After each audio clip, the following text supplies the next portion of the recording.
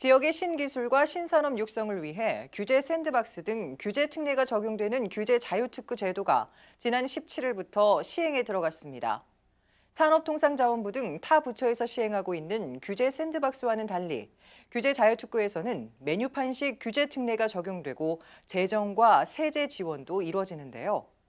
규제 자유특구란 무엇이고 기대되는 효과는 어떤 것들이 있는지 이동규 기자가 짚어봤습니다. 중소벤처기업부는 지난 17일 규제자유특구 제도가 시행에 들어감에 따라 규제특례 등 심의위원회를 출범시키고 첫 회의를 열었습니다.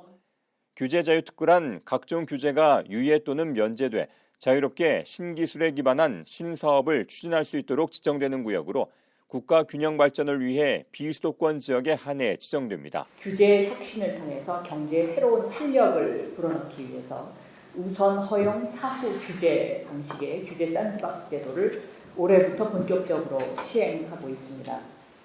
개별 기업 단위로 적용하는 다른 규제 샌드박스와 달리 규제 자유 특구 제도는 지역 단위로 핵심 규제들을 패키지로 완화해서 비수도권 지역에서도 신산업 육성을 통해서 지역 경제 활성화까지 도모하고자 하는 것이 목적입니다.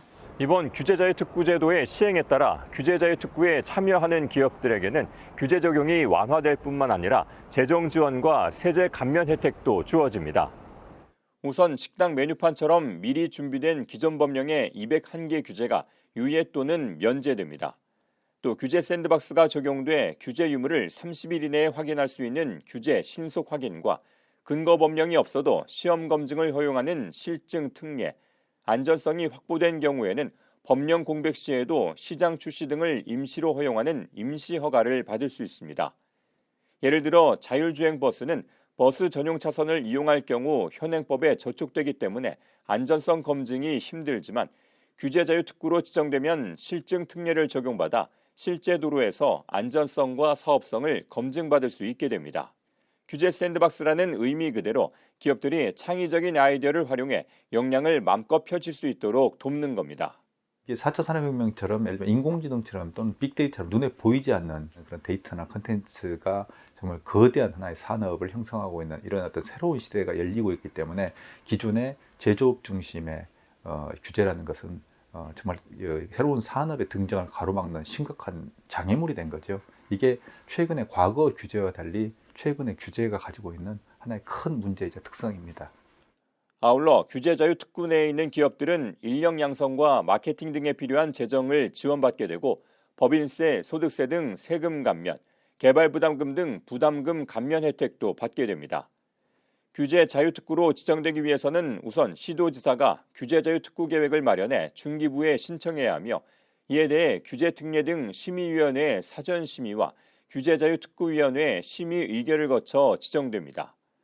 이때 민간기업은 관할 시도지사에게 특구 사업 계획을 제안할 수 있고 시도지사는 특별한 사유가 없는 한 의무적으로 이를 수용해야 합니다.